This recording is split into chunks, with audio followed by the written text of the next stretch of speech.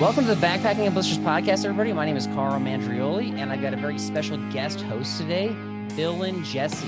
He's the guy that is so into the Ice Age because he just thinks it's really cool. Oh, man. That's it? That's That's it. what you got for me? That's what I got for you. Yeah. Oh, man. Because of that, I'm not even going to bother introducing you because you already said your name too. So people don't know who you are. I mean, that's a problem. Yeah. So this is actually our very first video podcast. We're now on YouTube on a weekly basis.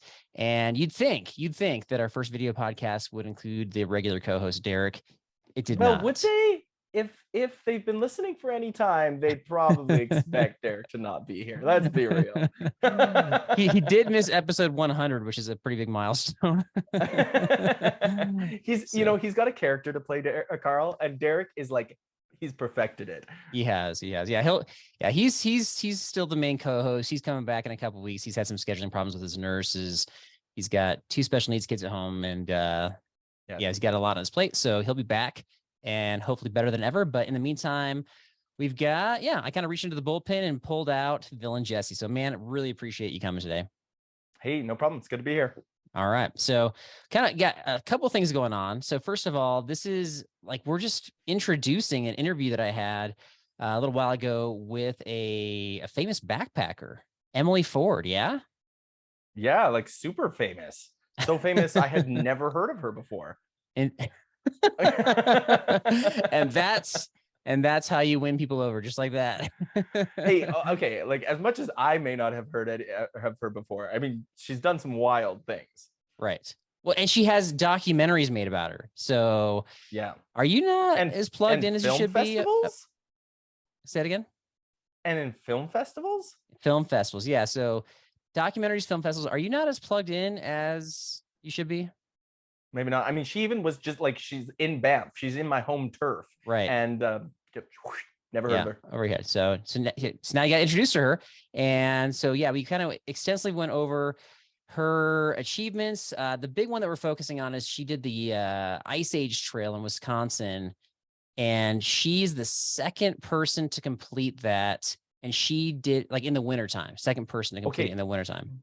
But I looked up her on her bio, or on the Ice Age Trail information thing. First, or second person, but first woman and first woman of color that have done it in the winter.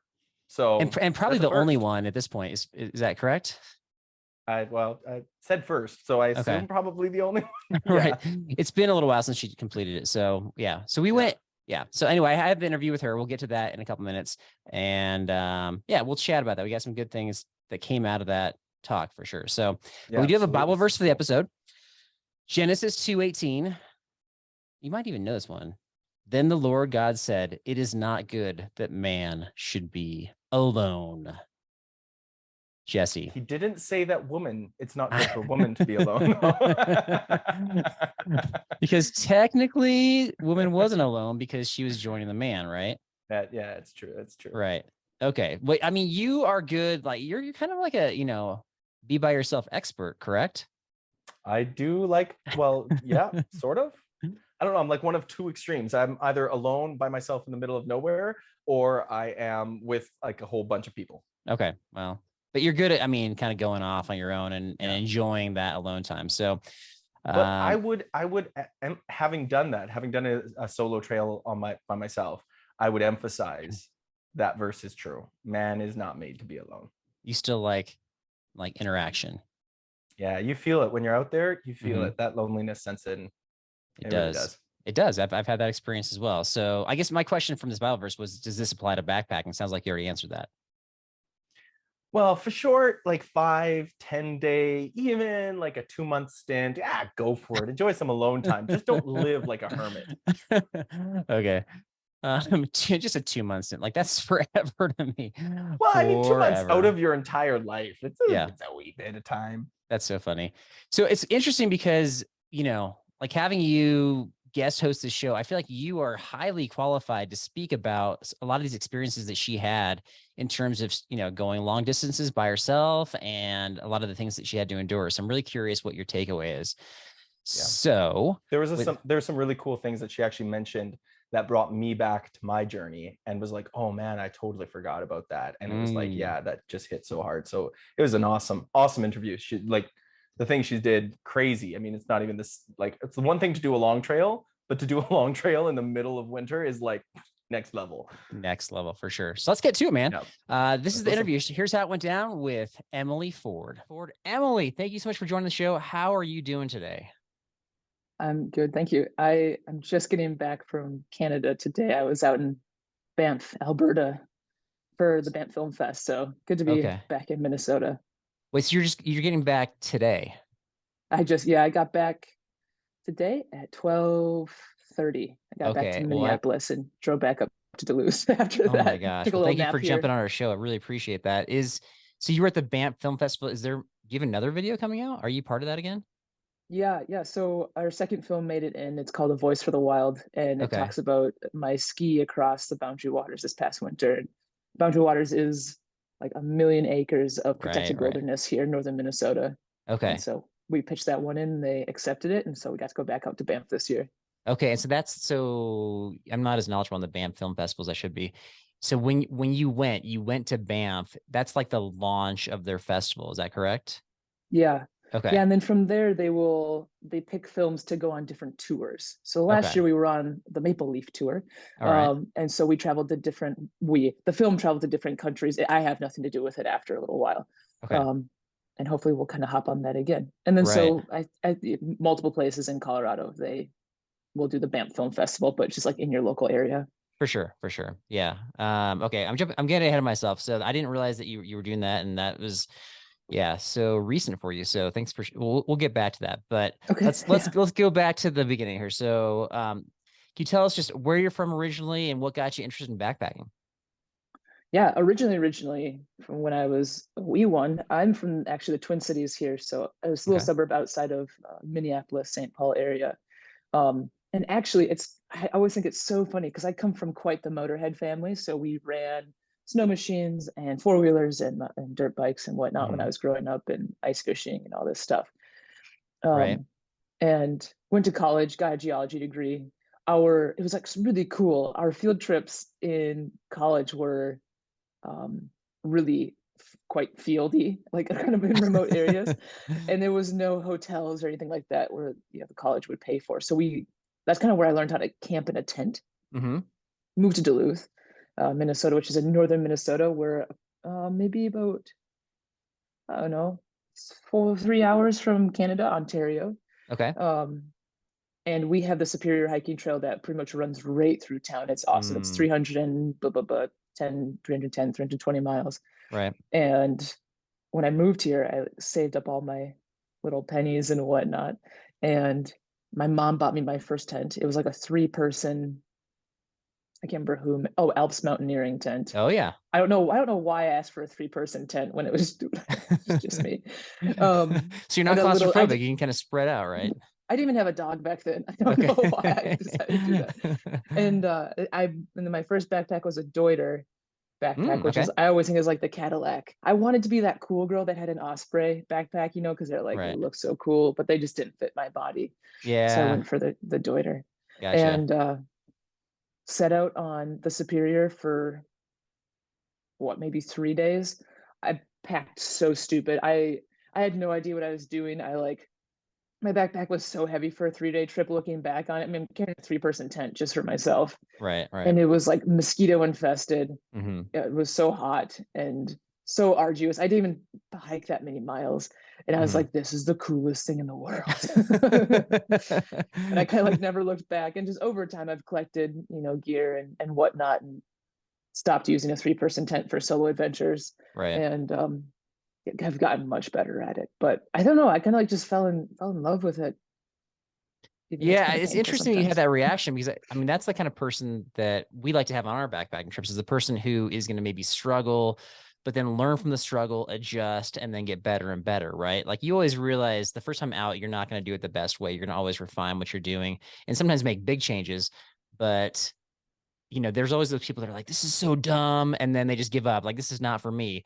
But the fact that you not only had the heavy pack, the gear that you regret, and the mosquitoes, and it was hot.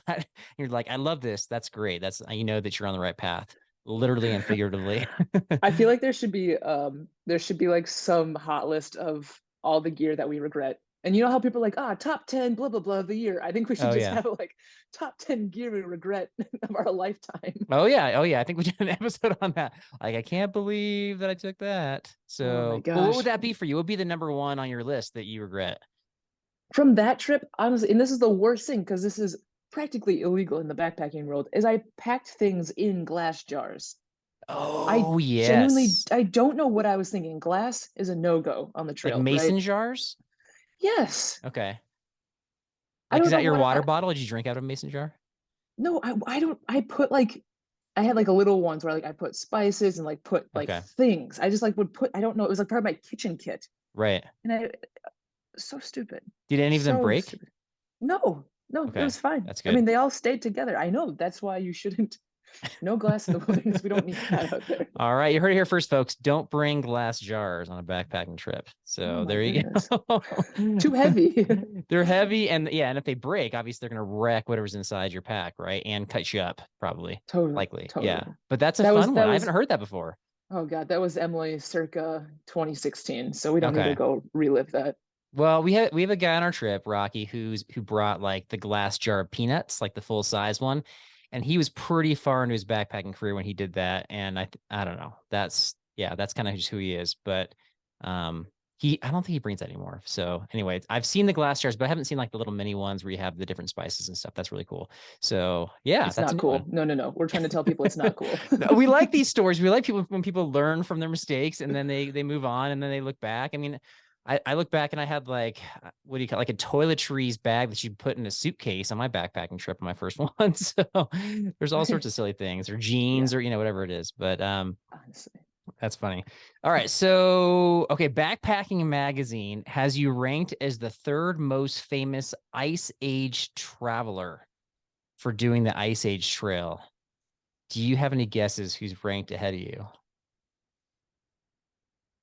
Maybe animal? Is animal on that list? Sort of, in a roundabout sort of way. It says here mammoth and sloth. I think it's referring to the Ice Age movies. So you made the top three. You're the first Oh, human on the list there. oh, Ice Age, that type of I think oh It's yeah. I'm that's just playing off the word unbelievable. Ice Age. I see. There's a dude named Animal who did it the year before me, Okay, who actually hiked it the year before me. Oh, I did not know that. This is amazing. you would be ranked ahead of a guy named Animal. Come on, let's be honest here. I know he's Did, pretty cool. He turned out to be a monk, actually. okay, what did he do it in the wintertime too? Yeah, yeah, we're the only two to do it in the winter. Okay, the only Yeah. two ever. Hmm. Yeah, Whoa. just the Okay. two of I us. okay. I don't think I knew that stat. Okay. So yes, the reason why we had Emily on is because, well, for a lot of reasons, but she, as you just learned, is one of the two people that's done the Ice Age Trail in its entirety. So 1,200 miles in the wintertime. And you did this back in 2020, correct? Yeah. Okay. Yep. Yep.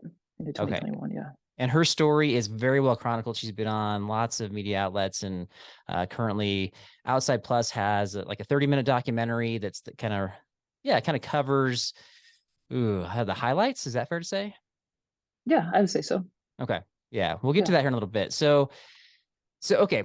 Like, what's the backstory to why you wanted to do this and why you want to do this trail in the wintertime? Like, what got you interested specifically in the Ice Age Trail, and like what made you think to bring a dog as well?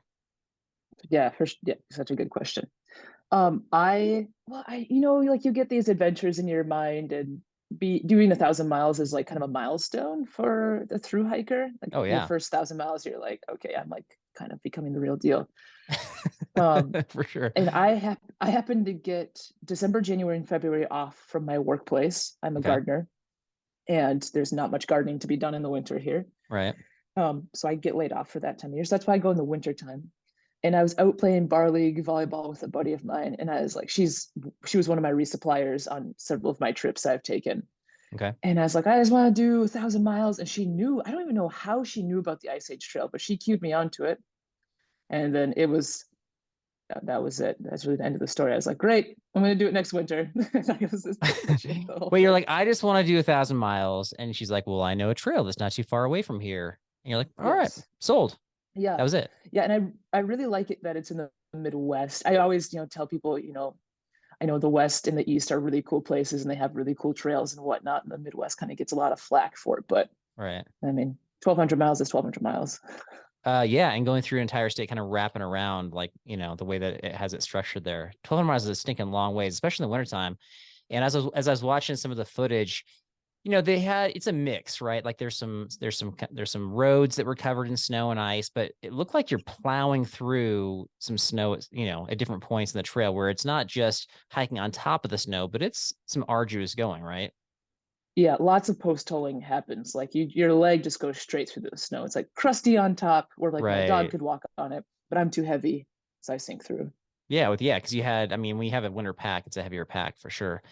So yeah, okay. So honestly, it looked like the way that as I was watching the documentary, you made it look easy, and Do I'm guessing it wasn't easy. Is that fair to say?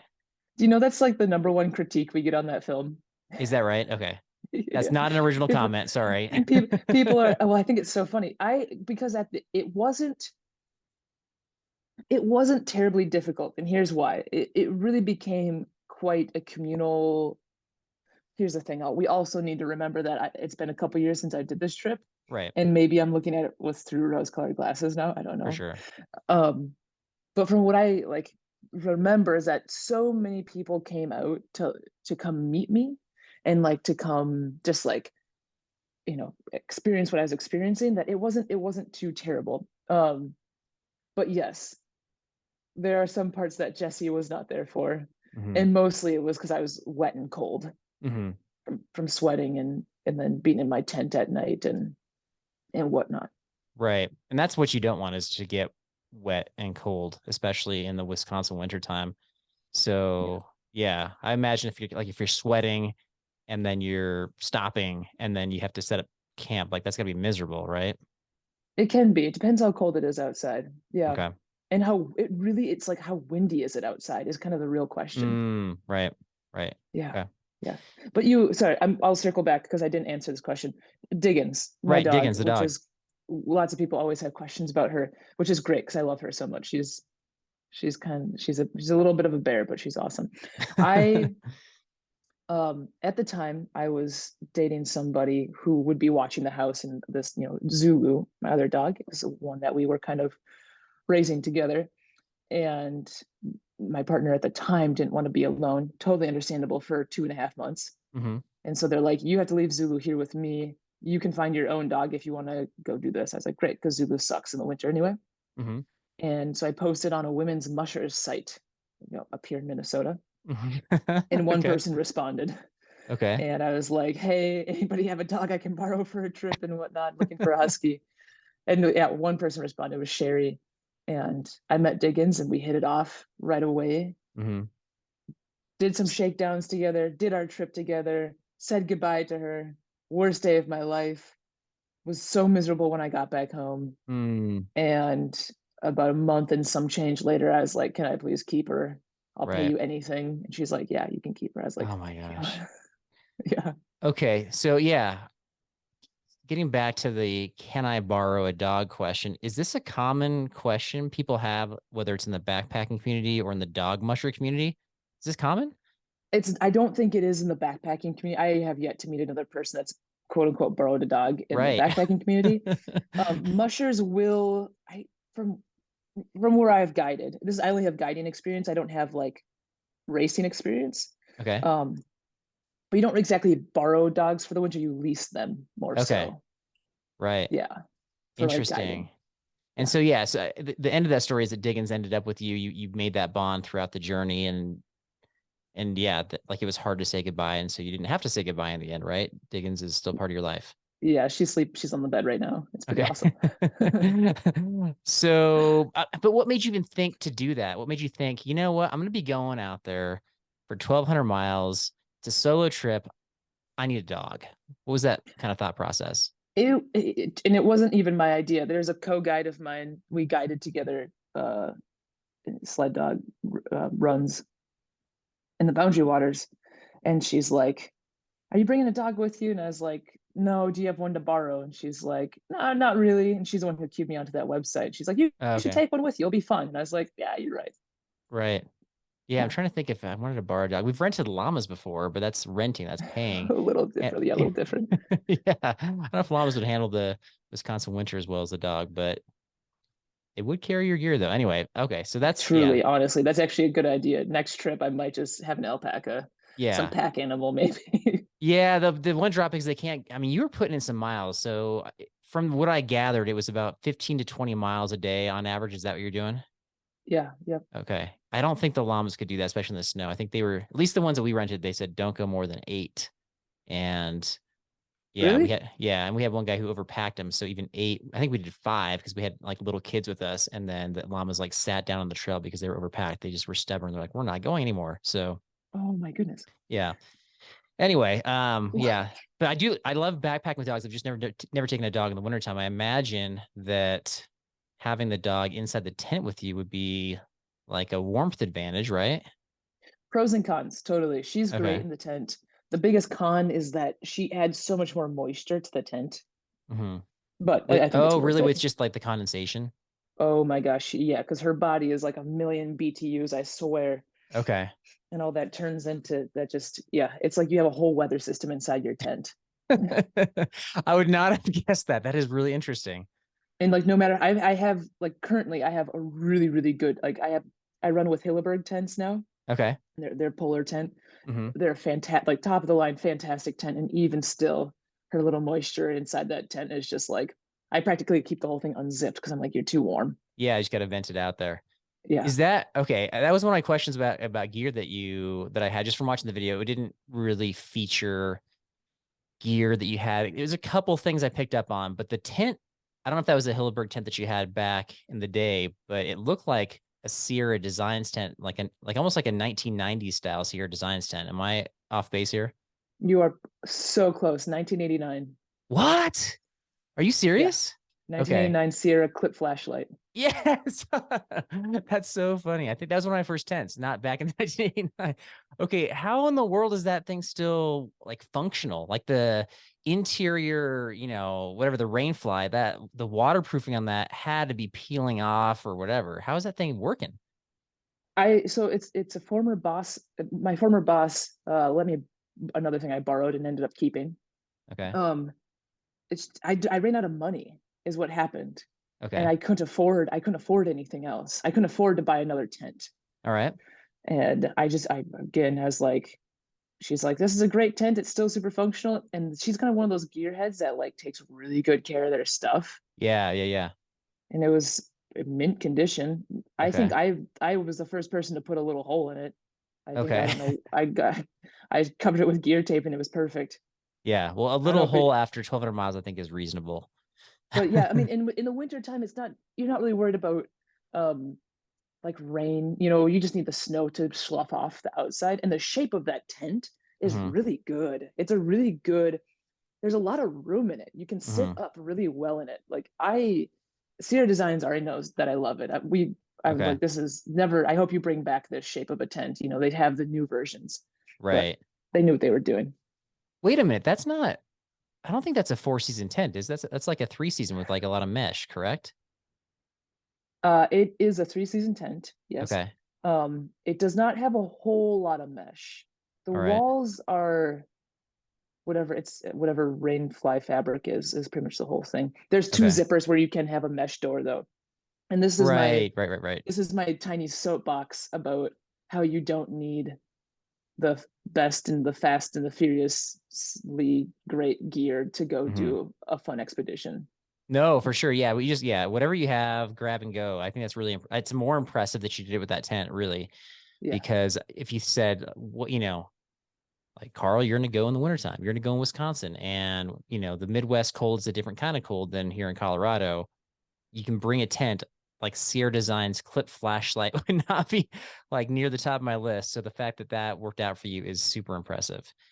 Yeah. So that was actually one. Okay. So that was one piece of gear that I noticed. And then I think I figured this story out, but I'm not totally sure. There was a scene where you're hiking around. It looks like you're legit hiking. Like you are putting in the miles and you got your backpack you got Diggins, and then over your shoulder is like a green canvas grocery bag. Yeah. And it looked like you're hiking with a grocery bag. What's going on there? Yes. Somebody had left me a bag of trail magic. Okay. Yes. And so I had to kind of get to a road before I could stash it. I was by a Okay. river there, and I had to get to a road before I could stash it. And So that's you what it hiked just with it slung over your shoulder then. just for a it wasn't very long. It was All right. like maybe 100 meters. Oh, okay. I was like, that's next Yeah. level stuff. You got a lot going on there, and the canvas bag. I was like, Yeah, I that's like can't the do scene I that. get stuck on a tree. Yeah. Yeah, Yeah, yeah, yeah. It's yeah, kind of a yeah. funny scene. I was Yeah. like, stuck on a tree, canvas bag. I Have know. to ask about that. So, okay. It's a good question. Yeah, you had a lot of trail. It shows some of that, the trail magic, the stuff that people were leaving for you. And yeah, I thought I was like, is that? I was trying to figure out if one of those was the canvas bag and how that worked. But anyway, I was like, I don't know if that's like your style, so I had to ask. But Yeah. okay. All right. So I had another question because we're getting like bits and pieces of your journey as we've kind of already alluded to with this documentary, but there's like the hike itself kind of frames a different story, if I'm understanding this correctly. So what would you say this, broken trail, or was it breaking trail? Sorry, breaking trail. What would you say the story is really about, at least how it's presented? Yeah, it's it's kind of a way that I decided to show up amongst a lot of civil unrest that we were experiencing in Minnesota. Is, Okay. between COVID-19 and all, we had, I mean, we always have people of color being murdered here, but it Hmm. was like day after day, it was kind of ridiculous here. And there's just so much civil unrest in Minneapolis. Right. And the way that I show up, especially kind of social justly or politically, Hmm. is rarely with my voice. Um, I always say that my sister and I differ so much. She's so good at showing up and presenting herself, at protests and all these things and being public.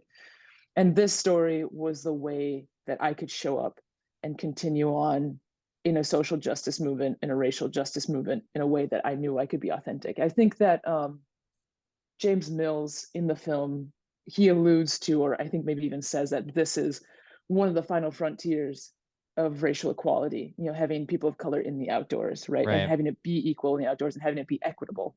Hmm. Right. And that's kind of where I feel like I fit in this is, I'm not, I'm quite a normal person as far as, I still have a 9 to 5 job. I still have to pay my bills. I have student loans just like everybody else. I still find myself in these spaces and feel really comfortable in these spaces, and not all, or maybe not even very many people of color do. And Right. so it's kind of this melange of like the Ice Age Trail, the story about me, and the story about, the history of people of color in the outdoors as well. So it's when I look back, I'm like, there's so much going on in this film in 30 minutes. Right. Oh, there's a lot going on for sure. Yeah. Yeah. So you're so then if I'm getting you correctly, like you're trying to bridge the gap s- between, I guess, or trying to help make that final frontier sort of achievable for people of color to try to, yeah, to show them that this is a frontier that is something that they can embark upon. Is that fair to say? Yeah. And just, remind, and also, yeah, just showing up and being another face. Hmm. um and just representation is Right. so unbelievably huge, Right. unbelievably huge. And even if I didn't speak at all during that film, just being a person of color in the outdoors, I think, is a huge thing. Hmm. I know it's a huge thing. So yeah, so what's the feedback you've gotten? Have you, I mean, in the film, it shows sort of that immediate feedback as you're finishing, but as this, the film's been out there for a little bit, what other, like, have you had people, message you on Instagram or write you notes, or what have you seen happen as a result of this? Yeah, I especially in the beginning, in 2021, especially, I get a lot of, really kind notes and letters and whatnot from parents that Hmm. have little kids of color. Okay. um, and just, helping them feel, you know as reminding parents the importance of getting your kids out, especially if you have little kids of color, especially if you're a white parent. My mom is white, and the importance of bringing your kids of color into the outdoor spaces. Right. So that's one of them. And then I get to go speak. I go speak around to classrooms and hang out with these little kids, and they're so funny. And then hang out with college students. I speak at a lot of colleges, and just knowing that college students can kind of be a little shy, but you can see the spark happening. I'm just like, oh, I always like to ask the crowd, like, what's on your dream list? Not really a bucket list, but like what seems too big to achieve? Like, what are you kind of too scared to achieve, but you want to do it anyway? And reminding that, it's very possible, no matter how impossible it seems. So, right. But you're also introducing that to them, right? Because sometimes, hiking 1,200 miles through Wisconsin is not on their bucket list or something that they would even consider doing. But then they see you doing it and suddenly they're inspired and they say, well, I don't know if that's the trail I want to do. Maybe it is, maybe it isn't. But now I have something that I want to do. I have something to work towards. And they were never exposed to it. But because of the interaction with you, now they were. Have you had that reaction? Maybe not to the Ice Age Trail specifically. Okay. But I think to tripping in general, to like long form through hiking in general. Gotcha. And I think the biggest thing that sparks in a lot of people's minds is doing it alone. I think lots of people are really conscientious, especially the upcoming generations are kind of a little bit more scared to be alone, I've found, than I'm scared to be alone, I'll be honest.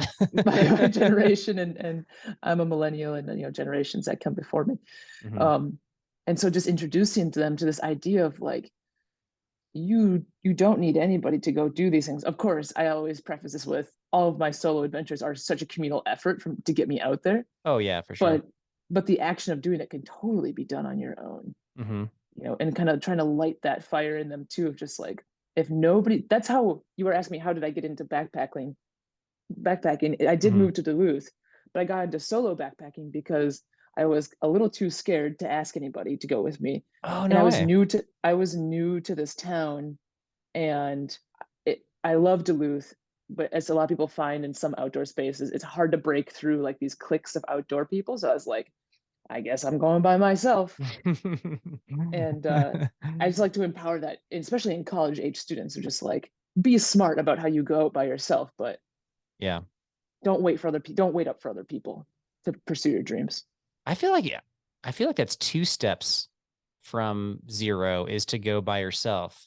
Going with somebody else, and especially somebody who might have gone before, there's a little more comfort there, especially you're sharing a tent, all those crazy sounds that you hear outside, like there's some comfort in company there. So going from zero to going by yourself, I get that it's hard to find people. I totally understand that, but I think that's a bigger step. So that's really impressive that you're able to make that.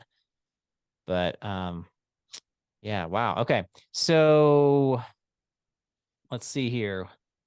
What did the video not tell us? We already kind of alluded to the fact, or you did, that people are taking away that it looked easy, but what were some of the behind the scenes challenges or stories that didn't come out, or maybe that, haven't been as shared as often?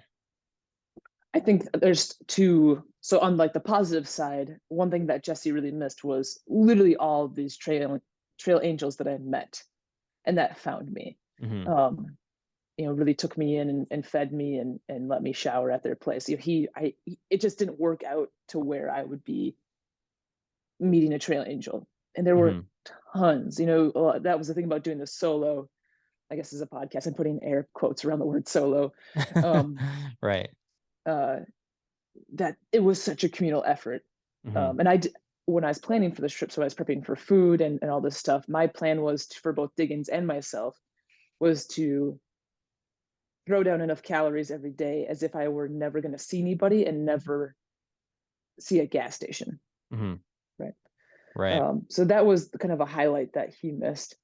Okay. Lowlights that he missed was just literally the day after. It's hard to articulate in a film without it being boring. how boring hiking can be. The grind, There was like basically. the grind. There was this, I stopped at an elementary school and chatted with these kids on that trip. And this like, I don't know, this kid must have been like in fourth grade, maybe third grade. He comes up to me and he's just like looking up to me. He's like, "Do you ever get bored while you're hiking?" And I was like, "Every day. Every day of my life, I get bored on the ship in this white winter wonderland. It looks the same no matter where you go." I'm like, totally. Right. And that's like the low, and it's hard to articulate that in a film, right? Because like how, there's this mental aspect, like you see a film about people climbing Everest, and like, oh, the oxygen and the winds, and like, you can portray that really well in a film, but like how do you portray the inside of someone's mind on a film without it being so boring? Right. That's true. Yeah, for me, it would be the waking up each morning. If you have terrain ahead that feels like the terrain behind, you're like, all right, here we go again. Yeah.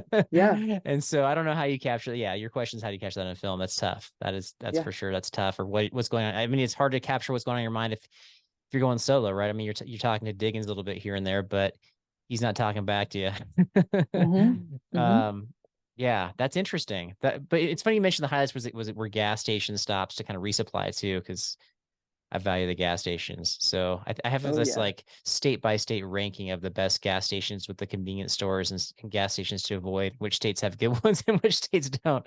And so right now, California is like low on my list of gas stations, just saying. So the Midwest is a good place, is some good gas stations. Yeah. I'm telling you. That's good to know for They're sure. like full out grocery stores over here. Yeah. We were driving through Wyoming after a trip one time and they had like massage chairs in their gas station. Yeah, I think it was for the truckers and they had the showers and all that stuff too. But I thought that's next level right there. But yeah, it's amazing. But yes, okay. Circling back to, I was just thinking through one of the things you're saying about being alone and how you were willing to take that step. So have you ever watched that show Alone? Oh yes. Okay, the survival show. How many days do you think you could survive on that kind of show? I would love to do it one day. I think I probably will do it one day. Okay. So give me like are you like a contender? Like, would you go the duration, you think? Like, assuming you have the survival skills. If I had the survival skills, yeah, I think I would. I think I'd Really? be fine. Okay. Especially my stipulation for this has always been if I ever made it on the show, I would demand a winter Oh, right. spot. If they put me Right. somewhere tropical, I'd kind of be toast. I wouldn't be very good No. at that. No, they wouldn't. They don't do that. They want you to be at least at the very end of summer, fall, whatever, so that the food runs out, so the show doesn't go on forever. Otherwise, True. people would Yeah. be thriving in that tropical zone. At least that's how they've done in the past. Yeah. Yeah, I think I could do like a day, and then because you have the Oh, camera there, I would feel obligated to do another day. But I like community, so that would be hard for yeah. me. I think I'm such a putzer. Like I love like putzing around the house and like building stuff and tinkering and Okay. whatnot. I'd probably start like documenting the trees and like counting the species of trees around my house or something like that. Oh yeah. I would find some like weird science project to do while I was waiting to be done. Right. And that keeping your mind active, I think, is big time for that show. Yeah. But yeah, what made me think of that too was there's a moment in the documentary where I think it was like a montage section where you end up like getting a hug from somebody. I don't know if that was somebody you knew or was a stranger. And I just thought if I'm, 1,200 miles by myself, I'm not crossing that many towns or people, like that hug would be so meaningful to me. Is that what you experienced? Yeah. And it's funny because um a hug from a stranger is really nice in those instances when you're not seeing people. Right. And I've experienced this before when I've been traveling out. But like a hug from somebody that you know or like somebody repeatedly is even a bigger deal. Mm, Because like when you meet these people, it's like you're here today, gone tomorrow. It's kind of like right. it's not a meaningless relationship, but when you get to repeat see people and like your family and whatnot, those are the ones where you're like, oh yeah, okay. Right. Yeah. 100%. Yeah. Especially, yeah. And for me, that it would be the person who's like on the journey with me and going through the struggles and the travels together. Yeah. But still, if I hadn't seen somebody for a long time, I'd be like, you want to give me a hug? I don't know who you are. I don't even know your name. I would love a Yeah. hug. Yeah. Oh yeah. Yeah. So Human touch is a huge thing. yeah. Okay. And speaking of that, so you get to the end of the trail, and I'm guessing it was announced on social media, or basically it was communicated somehow, or people knew about when you were going to be finishing. And so as you approach the end, there's quite the crowd that gathers to kind of like, reel you in and celebrate your finish. And I was thinking about that, and I thought I would have some mixed emotions about having a bunch of strangers at the end of the trail for me, because I'd be so wiped out. What were you thinking as you were finishing there with like a bunch of people? It was extremely intentional. So it was in that county. It'd be the only county that I didn't really invite to see me. Okay. Once I started going, all these different counties would show up. That's kind of how they mark the trail over here, is by county. Mm-hmm. And so I threw it out there. It was my idea. I was like, Okay. you know what? If you want to show up, all these people had, shown up all the way on the trail, and as let's party, let's celebrate, Mm-hmm. because after this, I can go home and hide. I have enough energy for this one last. Hurrah. Yeah. Okay. Yeah. And it So was good. that It was good. It was helpful for me to like better understand perhaps the impact. okay. Yeah. Knowing that it was intentional makes more sense to me, because for me, if I like round the corner I know, to a major right? finish, I'm like, oh, Just turn hi back around. everybody. And then you're tired, and then they're like, speech. You're like, I just want to go get like a hamburger somewhere. And so that would be awkward for me. But obviously you had it planned, and so you kind of knew what to expect and like how to handle that. So that's way way different than what I was thinking. Yeah. Okay, that makes more Yeah. sense. Yeah.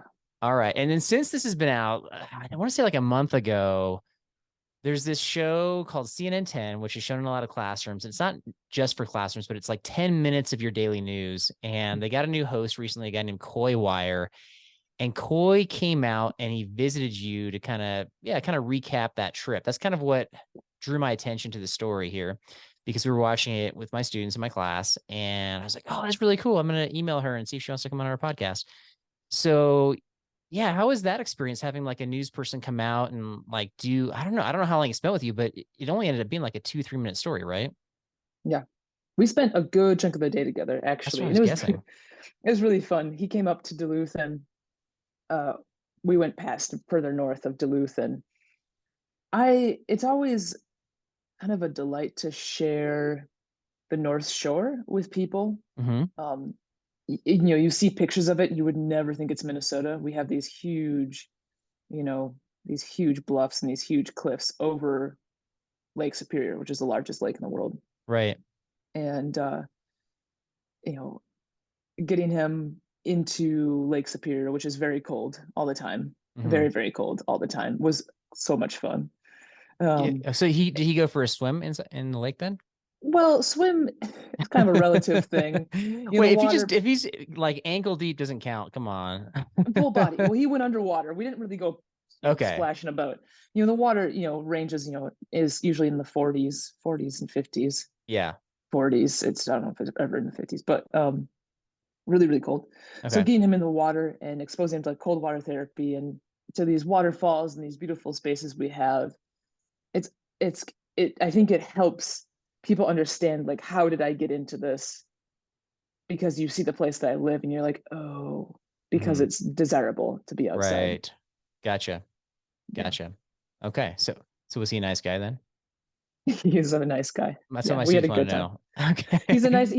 He's a nice guy. And I think that if we were left to our own devices, if we were just given a camera and left to our own devices, we probably could have gotten into a lot of trouble. Okay. just by having a lot of fun. We probably would have we probably just would have gone off and climbed and Okay. played and More whatnot. adventurous. Oh, so yeah. Yeah, I yeah, mean, yeah. yeah, it's a news segment, so we can't just be dragging the poor camera people through where we're going. But Right. I think we were kindred spirits in a little bit of that way. Yeah. So I don't know if you know the backstory of CNN 10, but they had this guy on there that was the anchor for years, Carl Azuz, and he was super popular. And then out of nowhere, he was gone, replaced by Coy Wire. And so anytime there's change with anything, people are like, what? who's this guy? This isn't the same. And so he comes across as a super friendly and like positive guy to me. So that's why I thought it'd be interesting to kind of get the backstory. So, Yeah. okay. Yeah. All right. So speaking of my students, I've got a couple slips of paper here. For those that are watching on video, you can see I had them write down some questions. And it's okay. So I've got Triatha has a question about, were there any wild animals on the trail with you? Do you have any like wild animal encounters? This question always breaks my heart a little bit. I am like the anti large animal person. Not that I don't like them. I never Okay. see them Oh, okay. ever. Literally ever. I never see them. Right. I wish I Well, the did. bears are hibernating. It is winter times. There's that, right? Bears are hibernating, but wolves, lynx, bobcat, Mm-hmm. and deer are out. I like don't even know if I saw a single deer. Okay. Oh my It's goodness. kind of the kind of the side of running with a dog, Mm-hmm. you know, and quite a smelly dog. She's probably smelled pretty quite scented things. She was still living in a sled kennel. Okay. The closest thing we saw, and this is actually really cool, I feel really lucky that this happened to me, is an owl flew over the top of my head. And if I would have reached up, I probably would have been able to grab it. It was really close to Whoa. my head. Whoa. And for those of you who don't know, owls are extremely vicious. Mm-hmm. They kind of showed no mercy. Right. But it just flew over the top of my head and just landed on the next tree over. And that's Okay. probably the coolest thing that happened out there. If you could go back into your time travel machine and you knew that I was going to do that, would you reach up and try to grab it? Heck no. No way. This is not a Harry Potter situation. Okay. I have yeah, no. Wasn't I have delivering a such a message for you. All right. I have such a yeah. I have it's amazing because of all the things I see a lot of birds. I am like the bird queen when it comes to trips. Okay. When I was paddling the Boundary Waters this past winter. No, I was paddling the Boundary Waters this past summer Right. with a friend of mine, and two loons were sitting on the lake, and we got pretty close. We were just paddling by, and we got pretty close to them. We just sat and watched them, and they both swam under our canoe. And the water is so Mm. clear in the Boundary Waters, you can see down for lots of feet. And Yeah. it was this most like amazing thing where I don't know if you've ever seen a loon or what a loon looks like, but they're just this amazing black and white bird. It's our state bird here. Okay. And to watch them swim underwater, it was like, I can't even describe it. It was like such a magical moment, and it doesn't really happen all too often. Right. So I never really see land predators, but I see lots of sky predators. Okay. So the loon swam under your, that's crazy. So like It, went in one side, came out the other side. yeah, and it was Okay. close enough where I could see. I mean, the lakes and the Boundary Waters are so clear, Mm. um, and they're so fresh and clean and whatnot. But it wasn't that far down. I was like, oh my god, did I just see that happen? It was Yeah. amazing. Have you Yeah. ever seen a duck-like bird swim underwater? Like that never happens. I've seen it on videos. I haven't seen it live. That's crazy Yeah, for sure. yeah. And but they Okay. both did. They both took the same route right under our canoe. That's crazy. It was Okay. awesome. So you don't get the like the big game encounters, but you're getting some pretty cool encounters, with the birds. That still counts. That counts. Yeah. So yeah, but you're right. I think the dog would keep away some of those animals for sure. So, but yeah, and it's also, Yeah. yeah, anyway, a good question. I always like hearing the animal stories. Yeah. Let's see here. Dina had a question about what motivated you to keep going. So you mentioned that it was like not every day was full of excitement. Some days you might have struggled a little bit with some boredom, but whatever it was, like you kept going. You kept waking up, you kept packing your supplies, and you kept on trudging on no matter same scenery, freezing cold, whatever. So what was it? What was your kind of internal drive? Yeah. There uh, there's a kind of a few things. I think daily I would like rotate different reasons why to keep going. Some Mhm. days it would be like I have to get, I really want to get to this school so I can hang out with these kids. Other days, um, it was just so beautiful out. Like there was just no, it'd be cold, but it'd be like clear blue skies and like just beautiful frost hanging on the trees, and the scenery couldn't have gotten any better. Um, Mhm. Other days, just the grind of being like I gotta keep going. Right. There's that in there. But during the middle of the day, I would allow myself to listen to one song on my phone if I had service. And But you're I rationing your batteries. That was going on here. I don't listen to anything when I'm out on when I'm tripping. Okay. So like you'll meet a lot of hikers and whatnot that listen to headphones while they're hiking, Yep. which I mean, do whatever you need to do to get through. I don't. Well, that's So I dangerous pull though. out If you're, my I mean, listening is one thing, but listening with headphones can be dangerous, not being aware of your surroundings. Just saying. yes, very much so. Yeah. Absolutely. um, I totally agree. It's one of the reasons why I don't do it. I'm just not interested in being ambushed by literally anything, be that Right. human or a lynx. Right. Um, not that I have a chance against a lynx, I guess, at this point, or a bobcat. Um, but yeah, so I would listen to just like weird, strange music that would be just earworms in my mind. So oddly enough, I'd listen to Britney Spears, which I never do. I Okay. or That's never not what I would did. have guessed.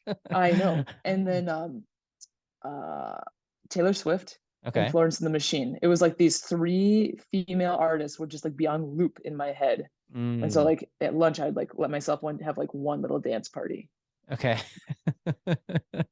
So to sum up the answer to that question, so you had like female musical artists to thank for helping you get through this tough journey. Is that correct? Yes, thank you, Britney Spears, Florence Welch, and Yeah. Taylor Swift for your contribution to the Ice Age Trail. Yeah. Well, they're probably like watching or listening to this. So yeah, they'll reach back out, I'm sure. Oh, I hope. Oh, probably, totally. I'll probably get an Instagram message from their That's agents right. tomorrow. That's right. And they'll start following you as well. That's right. All right. So, okay, those are the main questions I have from the students. Thanks for answering those. Appreciate that. Of So, course. we at the beginning we talked about the Banff Film Festival and kind of yeah, you haven't stopped adventuring. And so people that want to seek out the Banff Film Festival or want to watch more of your adventures. So can you tell us again, so what's the film that's currently out and what's the main like what's it all about basically? Yeah, the one that just came out is called A Voice for the Wild. Okay. Diggins, my dog, and I, we skied across the Boundary Waters Wilderness Canoe area, about Okay. 180 miles for us in the winter. It is Mm, extremely remote. It's way more remote than the Ice Age Trail will ever be. okay. It's a space that's protected, so no motors, no buildings, no whatnot. Okay. Um, and it's really about keeping that space protected. It's such a rich land that people want to mine really close in to it and in the Okay. watershed. So there's lots of groups fighting to keep that protected, a protected wilderness. So Okay. a little bit of a story about me and Diggins, a little bit of a story about protecting the wilderness and everything else like that. A little bit of everything there too. Yeah. Okay. So yeah, I'm excited to check that out for sure. Yeah. All right. Any other future adventures you got coming up for this winter? This winter, Diggins and I will be in Alaska. I'll be handling for a kennel there. There's somebody that wants to run Iditarod next year or the year after, so she has her qualifiers. I'll be handling for her and her trips. Okay. Um, Wow. yeah, it'll be really fun. We'll get Yeah. Diggins on a couple teams just to kind of poke around a little bit. Yeah. And then next winter, I'm hoping to kind of start my journey on the Appalachian Trail and kind of start the big three journey there. Wow. Okay. All right. So So you this is are, fun. yeah, you're overcoming obstacles and bucket list items and adding more and achieving bigger and bigger things. This is you got quite the impressive resume already. It sounds like you're just continuing to build upon that. That is amazing. And in the winter, no less. Wow. So if people that want to, aside from the, we already mentioned Outside Plus has your current documentary. Where else can they find you or how can they keep track of all these things you got going on? Yeah, you can the place I keep the most up to date on is on Instagram. You can find me at Emily on Trail, which is I think where you found me. If you are kind of old school, I'm really bad at this, but I do have a website, emilyontrail.com, Okay. which I should probably keeping on up with that. Right. Yeah, if you ever need to find me, you just throw down Emily on Trail and something will pop up. Okay. Like Emily on Trail. That's it. That seems pretty general. That's it. You are one of the premier Emilys for all outdoor adventures on trail. That's pretty awesome, right? That's it. That's I worked guess out for you. it was a handle that was available, so I took it. Yeah, that's great. That worked out. All right. So I'll have that in the show description, both on YouTube and then down below here in our show notes. So you can check it out and click on it and follow her as a lot of people are doing and seeing what she's up to and hopefully get inspired by all these amazing adventures. Emily, thank you so much for coming on the show and thank you for taking the time to run down all this fun stuff. So we really appreciate it. Yeah, thanks so much for having me. All right. Man, that was awesome. Emily, thank you so much for joining the show. I really enjoyed the talk with you, and hopefully there were some takeaways from some folks out there. So we're rooting for you in your future adventures. But Jesse, let's talk about what we just discussed in the interview. Are you ready? Yeah. Okay. Well, I just want to say, I mean, my big takeaway is mason jars. That's right. That's coming with me every trip. I'm going to try to sneak a couple mason jars into your backpack on the next trip. Right. Yeah. It's so funny because, you know, you get the professional or the really experienced backpackers and they come across like, I know, you know, what to do. I've got everything dialed in. And it's just so fun to hear the humility of what people share about their early trips where they're bringing just ridiculous things like that. Because, you know, everybody's had that, whether you're willing to admit it or not, right? Yeah. What was yours? Your travel kit? Your yeah, travel, like the little, what do you call it? Like toiletries bag that you have in your suitcase. That was mine. Listen, Carl, I've never done anything like ridiculous like that. Let me tell you. Please see last episode. So yeah, the mason jars were great. I like that you just jumped in. I was ready to hit some clarifications to make sure we understood parts of the interview. And you're just like, let's talk about mason jars. Nice. That's what I wanted to talk about. But honestly, you should probably clarify whatever you need to clarify. I need to clarify something because she referenced Jesse. Like she mentioned the name Jesse a couple times in the interview. Was she talking about you? I know, a little bit confusing. Great name. Whoever this guy is. Mad respect. Probably an awesome man. Just really good. But no, not me. Okay. Yeah, that was her producer, I believe, is who she's referencing. And kind of like the film, like he had to film her and that whole process in bits and pieces. Because it sounded like he was there for certain bits and pieces to film the actual trail, which is also really cool. I wish I had that on my trail. Somebody just hiking in and being like, it's now, like now we're filming you. We got a drone doing, you know, all this and that. Yeah, hey man, that'd be awesome. But I mean, that's why she was able to capture the story that she did and put together the documentary. Like, I mean, that kind of level, right? When you got somebody there, I mean, props to her and props to Jesse for making that happen, right? Telling that story. Yeah. So, okay. I also, another clarification is clearly, as I'm talking to her, I did not do sufficient homework. I kind of accused you of not doing your homework in general. And then I'm like, oh, wait, you're in the Banff Film Festival too? Oh, like I should have known that since you're the guest on our show. So yeah, I didn't do my complete homework. I had just simply seen her documentary on the, you know, the Breaking Trail one on Outside Plus. And so that's kind of where I was going with that. Most people that are featured in a documentary don't typically get like 2 or 3. So that actually surprised me. Yeah, no, it's crazy. Like she had just literally she said she had just come back from the film festival. So I mean, okay, you didn't do your homework, but it was kind of like fresh. So okay, you know, we'll give you a pass. Okay, Carl. Thank you. Yeah, thank you. As the guest host, I'll give you the main chief host a pass this time. Chief host, okay. Chief host, honcho. That's how it goes. Okay. Derek's the honcho. You're the chief host. Okay. However you want to take it. So, all right. Those are my clarifications. I did have the mason jars, the gear regrets, I think I called it on my list. You hit those. Yeah. What else? What other takeaways you have?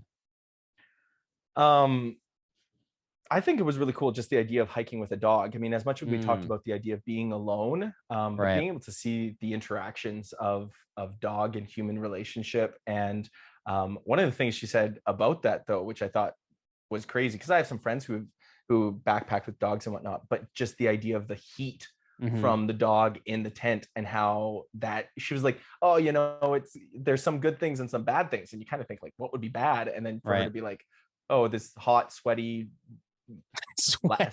well, whatever, like perspiring or humidifying condensation dog. Creating exactly. And so that blew my mind. I was like, man, I never would have even thought about that. What about you? Yeah, like I've backpacked with a dog and that has not been an issue at all. Like I don't even think I noticed. And I mean, I don't know. I'm in Colorado. It's drier here. That's true. What's in that? the middle of winter, though. Yeah, winter I think would change that. Winter changes it. The fact that they're, you know, that it's Wisconsin, it's a lot more humid there. So there's a lot of other factors. So maybe I'm just not knowledgeable on that. But yeah, I think that was a fun note for sure. Yeah, definitely something to think about when backpacking with the dog. So, okay. So I had that. What about you? What stood out to you? Yeah. Another thing was, so in watching the video, you know, we kind of touched on this in the interview a little bit. Like there's just some things that I just wanted to know more about. I'm not super, I mean, you're more experienced backpacking winter than I am, but just some of the struggles that she had. To her, she kind of shared like her struggle was just to keep going because it felt monotonous at times and the kind of the repetition. But they even showed like video clips where she has a Nalgene bottle and it's frozen solid. And so I want to know, like, how did she handle that? Like, I want to see that on camera. Yeah. Well, as somebody who has experienced not only hiking alone, but also recording my biggest mistakes and then like putting them out for the public viewing, it's not easy to do. And just recently, obviously, with the GDT series, it's amazing the comments that I get. People have already been like, oh, you weren't nearly experienced enough to even take on this challenge. So sometimes, and there's another reality, which is when you're hiking solo and you come up with a problem, especially in the winter, because like winter backpacking is next to survival, right? Right. So when you have a problem, your first issue is not like, oh, let's pull out the camera and film me solving this issue. It's solve the issue, fix it. And so for sure, but that's pretty crazy. That's your true. style, like, because you're filming yourself, but she had a crew there that literally filmed her with that frozen water bottle, so they could have easily filmed a solution to that as well. But I don't know. Yeah. The other reaction I had is to what you just said, though, because we have a segment at the very end that I like to call tidbits, where I said, you're going to get the opportunity to share about your video series. And I think you approach this reaction.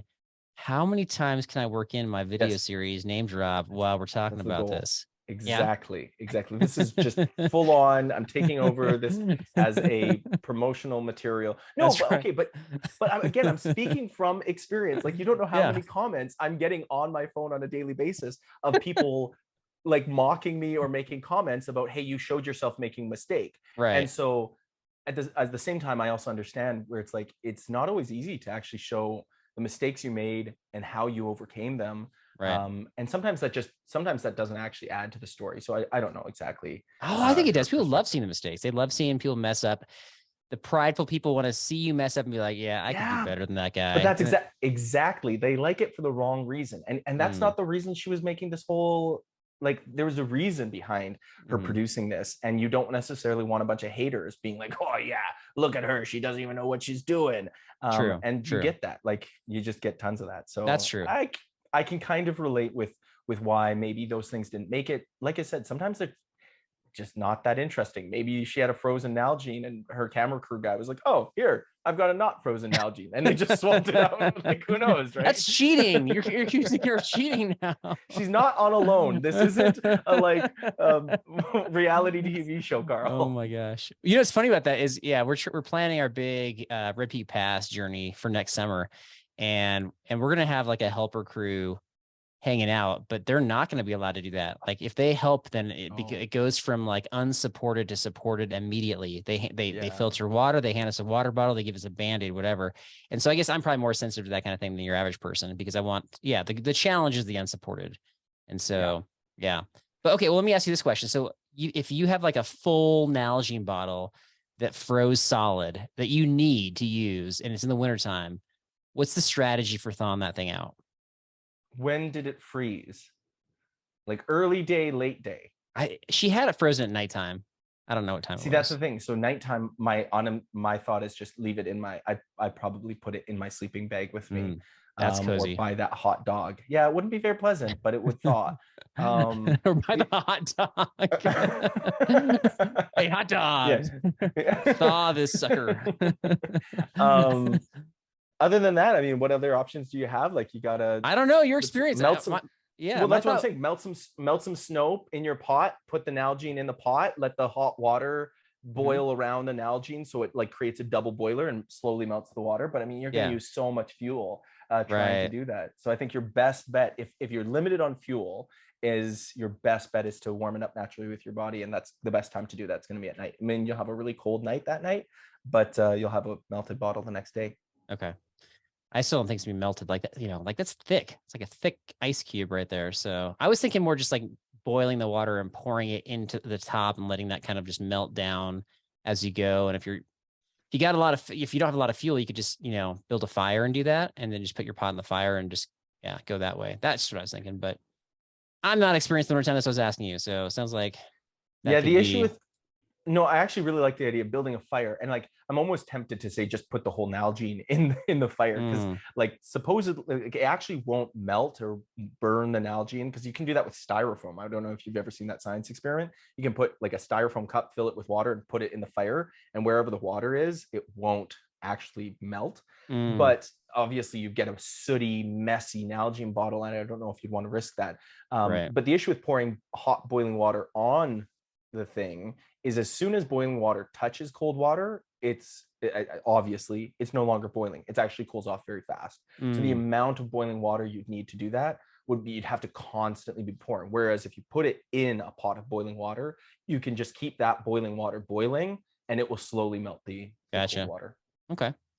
But yeah, if you throw the Nalgene into the fire, though, the cap is going to burn off. Like everybody's had the cap get melted in their, dishwashing machine. So that will melt for sure. So you can take the cap off, I guess, though. Yeah, Nalgenes are just the worst. Yeah, a lot. Yeah, anyway. They are the worst. They are. Yeah, man, I just hate Nalgene bottles. They are the absolute. I know. Okay. All right. So what else on your list? Other takeaway. So you had mentioned the idea of like hiking alone and some of that experience, but I just love the idea that you talked about the boredom on the trail. Really? I was going to ask you about that. So you get bored too. Yes, that like yeah. I mean, I imagine even more so in the winter time in Wisconsin. I mean, I can't even imagine. Right. But yeah, no, it's true. Like you just go through these seasons or these like hours, and it's not every day, all day. These moments where you're just like, wow, this is amazing. But you have a stretch where you're like, I'm going through a forest for the next 8 hours, and I've got to get from A to B, and you just hike, and yeah, you can get bored. And so, that's when you pull out your earbuds, plug them in, and listen to a Backpacking and Blisters podcast. Yes, there's another drop right there. Yeah, there we go. Do you actually, I actually can tell you the last time I was really bored on a backpacking trip. Was Derek talking? Yes. No, Derek's interesting. No, it was the last time I went solo. Which is forever ago, because I feel like, the different folks we bring on backpacking trips are very engaging. And if I am kind of, peeling away and going by myself, like I'm soaking that in too. So I can't remember the last time I was like, this is boring. I don't think I've had that thought in forever. I was thinking about that as I was listening to the podcast or episode. I was thinking about the fact that you probably don't experience that because you're with people all the time. Right. And well, I'm not. Yeah, not all the time. Good. Well, just your conversational approach. Like you love talking on the trail, and yeah, obviously you go off by yourself for stretches, but like you said, you're going off for a stretch for alone time for a purpose, rather than being alone, not really wanting to be alone, but having to get from one point to the next point and just being like, okay, I just got to do this. Yeah. I will say that the other side, like the dark side of that, is the key is what you said, conversational. Like there's back and forth, right? Yeah. Every once in a while you'll come across somebody who is just talking at you and they can just go. And I've had that a few times on some trips where I have to, Derek and I've talked about this a little bit, where I've got to pull over and go do like a fake go to the bathroom just to kind of like break away from the person.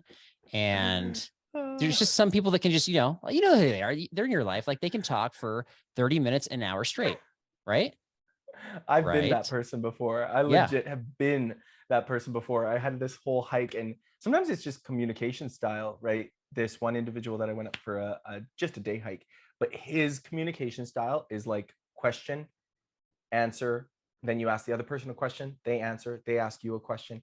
And for me, growing up in a family where we all have ADHD, I'm pretty sure it's just back and forth, right? And so he kept asking me questions, and so I would just keep answering and then kind of waiting, and I'm waiting for him to say something. Like, why doesn't he ever say anything? Like, he just always asks me another question. And then it wasn't until later that one of his family members actually made a comment to me about how he felt like I just talked the entire time. And it was only because I understood the family a little bit later, because I actually dated somebody in that family. And so I found out that that's how they approach things, and was like, oh yeah, so conversations, you got to turn it around, ask the other person a question. You do. So with that no, that's not a family thing. That's just like social skills right there, Jesse. So if somebody's asking you a question and you're just talking about yourself the whole time, you got to turn the tables. You got to ask them. You got to show some interest, my friend. Well, okay, sure. And I have my own issues with that being antisocial. There's no denying that. But like I said, I would be doing what I think were cues to be like, here's your opportunity to jump in, or or say something like, yeah, you know, isn't that the way that it is, man? You know, and to me, that's a conversational cue for somebody to be like, oh, no, I don't really think it is, or I think it is, or da, da, da, da, and then they share their story. But for him, he's waiting for me to be like, so what about you? Do you think that such and such is this? And he's a great guy. And he was actually like totally gracious. And it wasn't so much him that was bad mouthing me, but it was just the context of the situation. Who is like, just talked a lot in that entire hike that we did. And I looked back and realized, I didn't ask him enough questions. And so, well, as somebody who can be victimized by that kind of person, I'm just very sensitive to it. So we've got some folks like that at work. And once I identify that they're that kind of person, I typically I just hide from them. I don't allow that to happen. So that's kind of my style. Is why I'll never be a guest host on the podcast again, I guess. Well, the irony of that statement right there. Goodbye, guys. Nice seeing you. All right. No, okay, but what about you? What was the other? See, you asked me. That's correct, man. Way to go. All right. So let's see. I'm looking at my list right here. One thing that she mentioned that it still kind of blows my mind a little bit is the fact that Diggins was not her dog and that she literally borrowed a dog at the time. Oh, yeah. And so I guess I wouldn't even think to do that. I wouldn't think to, even if somebody suggested that to me, I'd be like, that's not a thing. What, do you have a reaction borrowing a dog? I think the way she handled it was brilliant, because you're right. I think it's the weirdest thing, and I can't imagine anyone that I know ever just lending their dog to do I almost said it in Canadian, 2,000 kilometers, but a 1,200-mile winter hike. Right. But she didn't just ask anyone. She asked mush dogs, like a dog sledding team. But it's a group. It's like a chat room for dog mushers. But I could imagine somebody in that community saying, yeah, sure, I'll lend my. It makes way more sense in my opinion. Okay, so by the same token, then I'm wondering if there's any sort of groups out there where people want to borrow cats, because I would lend mine out in a heartbeat. Just saying. Well, I would never want your cat, so you have to find that group yourself. I know. Not this is you're not the audience. You're not the target audience for that, and that's okay. There's probably a Cat Ladies Anonymous group on Facebook, and you went there and said, "Hey, I have a cat. Does anybody want to borrow it for?" You may never see your cat again, but I'm sure they want it. Way to be gender specific on that one. Oh yeah, maybe Cat People's Anonymous. It's a thing. My daughter's a future cat lady because she just loves cats. Could have 5 of them if she wanted to. I told her that. She's like, "That's correct. I would love to have 5 cats when I'm older if I'm allowed to." Yeah. So I have a friend he's a guy, and he's a cat guy. He would probably have 5 cats if he could, but fortunately, that's how it goes. Yeah. I'm looking at my list though of reactions. You actually hit on, I think, everything else. The last thing that I had, and then I'll swing it over to you, is that she said it could be hard to break into outdoor groups, and for her it was way more comfortable to go by herself. Yeah.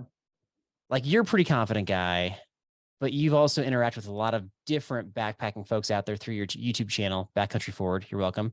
So what's do you agree with the statement, or where are you at with that? I think I'll just say I do think there's a significant difference between how men experience stepping out into new groups than women, and that's something that I've talked to other girls in the hiking and backpacking, because it's just totally different. They have to make sure that things are different and safe, and there can be these different cliques that kind of get created locally. I think it's props to her for going solo. That's actually one of the things I want to she just, hey, I don't know anybody out here. I've tried. She said she had tried a few things and just nothing worked out. She said, well, I'll just do it by myself. And I think that's wild. I think most people just get to the point where she was and then said, oh, I guess I can't go. And so props to her for just saying, I'm going to get out there. And I do think it's hard to get to know people. And so that's where I don't know about REI, but MEC up here in Canada has co-op groups where they'll do a weekend trip or even a day trip. And I think those are the opportunities where you go off with some sort of organization, right. Sort of club, because then it's organized and you can hopefully get to know some people, and then you go off one-on-one or two in a group of 3 or something. And so that would be my suggestion to anybody listening to this who might be in a similar place as Emily was. But at the same time, hey, awesome. Get out there and go, even if it's you by yourself. Just go, man. Just go, woman. Yeah, for sure. REI does do those trips, by the way, but they cost quite a bit of money. I mean, guided trips, you're talking over $1,000 minimum. A lot of times $1,300, $1,500. There are some even podcasts. like a day, Good. Even day hikes, because like day hiking is a great way to start to meet I see other what you're saying. people. Yeah, not the day hikes. There's definitely local. There's just different places that do that, but there's actually some podcasts out there like our podcast that does Patreon trips, which are, I mean, you got to get there, but in terms of like cost to do the trip outside of the travel, it's cheap. Super cheap. So it's pretty expensive. Like, what is that? Like, you have to do the Patreon membership every week. I mean, that's not every week, every month, and it's not very much money. Yeah. So every month it's like what, like $5? Is that really worth it? I don't know, Carl. Like, hey, no, I'm on your Patreon. We'll let everybody else decide about that. But good point about breaking into groups though, for sure. It is hard, and depending upon where you live in the US or in the world, the kind of the gateways in there can be more and more challenging. We just had somebody reach out to us this week who's trying to get into backpacking from Europe, and it's just a different style over there. And so, there's a lot of barriers in the way. So again, props to her for doing that.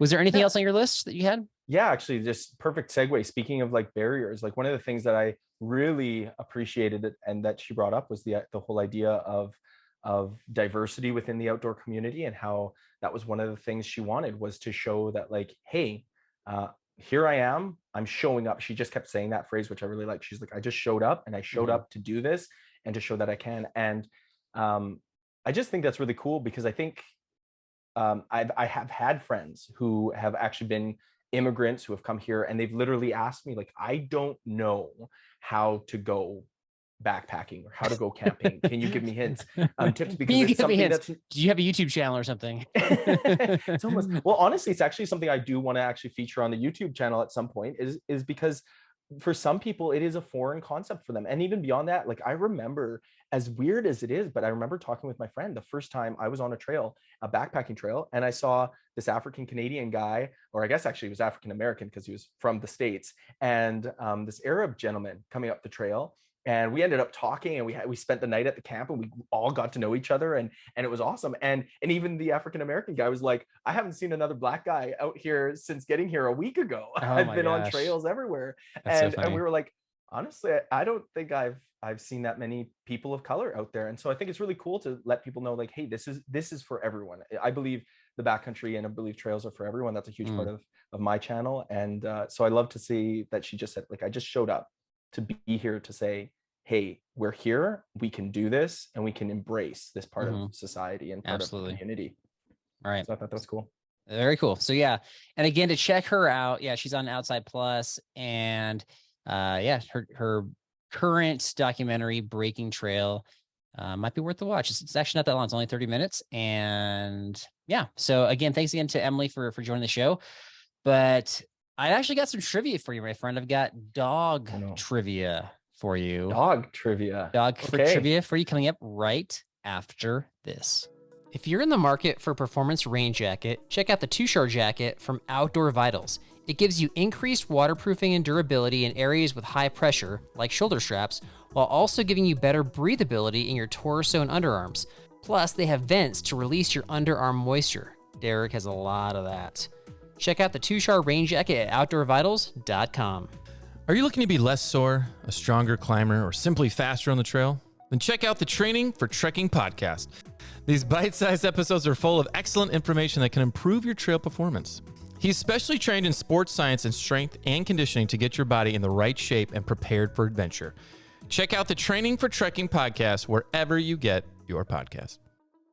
All right, man, I got dog trivia, and since you're guest host, I've got a punishment for you if you lose.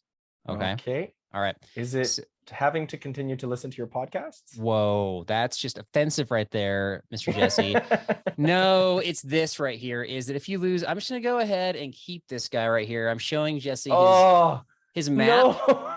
This is the Jasper and Malign Lake map. It's like a hostage. You're like, this is your hostage. Map, are you okay? Are you okay? Is he feeding you, Map? Yeah, he lent that to me last summer, and as he's lending it to me, I'm just like, I'm gonna forget to give this back to him, and I did. And so as a result, I just decided to keep it, but I am gonna give it back to you unless you lose this trivia. Deal? Okay, deal. Okay, gonna win. All right. So first one, so I got 2 word puzzles, like dog word puzzles, and this is a regular dog question. Okay. Okay. The first 2 word puzzles have to do with dog breeds. All right. So number 1 is a dog breed similar to deep hole plus male cow. Deep hole. Mm-hmm. Pitbull. Pitbull. That is correct. Oh, Ding, that ding, took ding. way too long. Yeah. Okay. No, that's good. That's good. So 1 for 1. Next puzzle is yellow plus finder. Similar to yellow plus finder. Golden retriever. Oh my gosh. Okay. You already passed. Dang it. I got to give your map back. For Means you're gonna have fun. to come back For to Canada. fun. Yeah. Well, that might happen. For fun, this dog is not a real dog. He just finds bad guys. Dog is not a real dog. Yeah. I don't even know if this is like culturally relevant to you, but I don't care. I'm throwing the question out for people that can figure it out anyway. He just finds bad guy. Okay, is it like a cartoon? Oh, no, but I like that you're thinking outside the box. Oh. Is he like, oh, okay, I got it. He's not a cartoon. Yeah. He just Is it finds like a bad. So what mascot? kind of person finds bad guys that's not like law enforcement? Oh, he's Dog the Bounty Hunter. Yes. There we go. Okay, I got you. Do you know where Dog the Bounty Hunter actually lives? He's from Florida, or the show's always in Florida. No? Is it in Florida? Yeah, he lives in Castle Rock, Colorado, my friend. He lives in my hometown. No way. Yeah, I see him at He's the your gym. neighbor. I see him at the gym frequently. So no, yeah. actually, okay. I don't believe that. I want to see him on the podcast. I want to see a video. I want proof, and I want you to have him as a host sometime. Like, okay, take me through this. So let's say you're here. So you run into him at the gym. This is how I imagine what's the it, conversation? This is how I imagine it. Okay. Okay. Like pumping weights, like currently pumping weights. You just walk up to him wearing your backpacking and blisters shirt, and you're like, "Hey, dog, how's it going, dog? Like, I see you're working out here. Look at this sweet shirt. Do you see this sweet shirt? This is a podcast I'm part of. Would you have anything to say?" And then you just hold a microphone up to his face. Oh, like I see how I see. And then you can just ask him if he's done any backpacking, and he'll be grunting, and I'll believe you. Okay. Actually, yeah, I've got sort of an indirect way in with him because he has a kid that goes to my wife's school, the one that she teaches at, which is crazy because he's like 40 years older than me, but he's got a kid that's there. So maybe I'll go that route. That sounds like a challenge. I like that challenge. So we'll see what I can do. I just can't believe this is the first time it's coming out that like you go to the same gym as Dog the Bounty Hunter. I didn't know, like, the fact that you know the answer to that question makes me think he's bigger than I think he is. I just thought it was just some like rando cable show. I didn't realize he was like that famous. Well, I mean, I don't know. I grew up on rando cable shows, I guess. Yeah. Oh, okay. Fair enough. Yes, there's like a strange amount of like famous people connections to our area. I don't know why, but anyway. Like who else? Who else goes to your gym? They're like, oh, Jeff Bezos, no big deal. It's not like that. It's more just like, a lot of former athletes that kind of came through Denver at some point end up like moving back and living here, even if they like only a small part of their career was here. So you probably don't know a lot of the American athletes, but like Peyton Manning, for example, lives pretty close to me, and like his kids are going to be coming through our school at some point. So wild. Yeah. Anyway. Okay. So I got some tidbits. So I'll start with mine, then we'll end with yours. We got a new Patreon supporter. So Brooke, thank you so much for joining up with Patreon. She's actually new to backpacking. You're talking about gateways into backpacking, so she might actually be a contender for one of these Patreon trips. And yeah, so she appreciates one of the things she values is the Bible verse of all things, which is where we've been getting our negative feedback. And she, in fact, left a podcast review as well. So Brooke, if you don't mind reaching out to me again, I got a package from a random gearbox coming your way. So thank you for supporting us. We really, really, really appreciate it. So Brooke on Patreon. And then I've got, let's see, speaking of reviews, I think I've got them queued up here. So let's see, I've got, I don't know if I read this one previously. CC616, loving the stories in the banner. Again, you can reach out. And then we got kind of an interesting one. I think I got to save this for Derek. Ooh. It's called B&B Knight's Tale.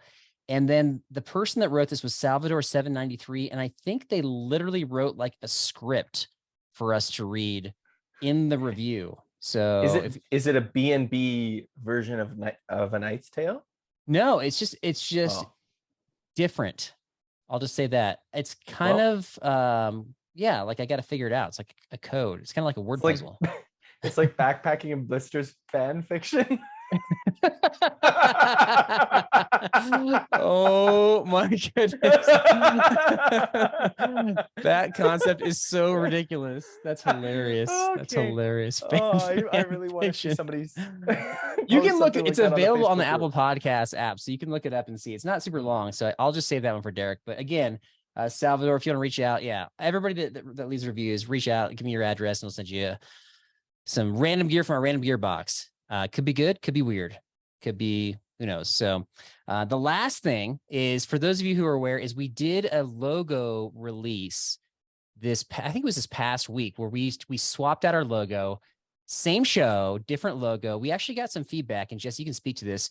I was trying to kind of pump up our social media. And so the wife of somebody I went with on a backpacking trip was like, that was their expertise.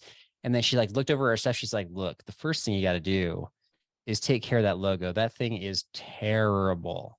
You want to hear something really funny? Is that Sierra, my wife, just asked me last week. She said, so when do you think Carl and Derek are going to change their logo? I think she said their main picture or something like that. And I was like, knowing Carl and Derek, probably never. What? We're on YouTube right now. We're making changes. We're doing different things. We got a trivia game show coming up. What are you talking about? Hey, that game show is fun. No, okay. It's not that you guys don't change new things. It's just that logo is that okay. But I'm trying to find this. You released it on what, Facebook? Okay, so if you want to check it out while we're, like the YouTube version, this is uncut. So this is gonna get a little clunky. But I did just post it on Instagram today and Facebook today, I think. So if you want to check it out, you can check it out as we're recording. But I'm gonna cut this out of the audio version. Okay, I actually just noticed. I did notice on your Instagram post that the backpacking blisters had the footprints through it, and I was like, "Wow, have I never noticed that before?" No, first time, man. I'm so glad that I noticed it when it actually happened. Oh, that's so cool. Okay. That's just kind of the main logo, and then our podcast logo has a blue backdrop, and that's gonna be what's different. So. Oh, awesome, man. Yeah, love it. So yeah, she would say it wasn't readable. I nobody's ever given me feedback about the logo. I just compared it to other backpacking logos, and who said it's not read? Who said it's what? Your old one isn't readable. The old one, the one with me and Derek on it. I just put it. I made that literally during a planning period at school back in the day, and I showed it to one person. They're like, "Dude, that's super cool." So in my mind, I'm thinking it's super cool because nobody's told me otherwise, and I mean, people started listening to our show, so it was working. And then I would line it up next to other logos, other backpacking podcast logos. And to me, it just looked different. And so I was thinking, well, maybe it's catching people's eyes. I don't know. So what's your thought? You should do a poll and legitimately ask everyone on Facebook or Instagram, does the old backpacking and blisters podcast rock or suck? And just see what people say. Oh yeah, I need to do. That's good. How terrible. That's actually leading the witness there, but no, we could definitely do something like that. So anyway, so it's swapped out, but same show, and it took probably too long, but sometimes you just have to have, a villain in your life to tell you that something's terrible. So thank you. I'm being replaced. Somebody already told you before I did. I feel ashamed. They did. That's so funny, man. So anyway, so that's a lot of tidbits there, but okay. Tell us about, let's see, this episode is out on the 21st of November. So what episodes do we have out now on Backcountry Forward? What's going on? Yeah, so if you haven't listened to this episode and you haven't heard me drop this whole idea of the fact that I did the GDT and I'm releasing this trailer and then this episode, there'll be 2 episodes plus a trailer out by the time this comes out. So if you guys want to see me suffer and all my blunders, all my mistakes, you heard about some of those in the last podcast, you can check them out over on Backcountry Forward on YouTube. That's right. And I'll post I actually just recently posted again your first episode on Facebook. And so if you want to follow us on Facebook, you can kind of get those updates when Jesse releases new episodes, because I love watching them too. And please consider subscribing, whether you're here on YouTube or on our traditional podcast or audio version on any podcast app. My friend, that's all I got. Is that all you got? I think that's all I got. All right. God bless everybody. Have a great week.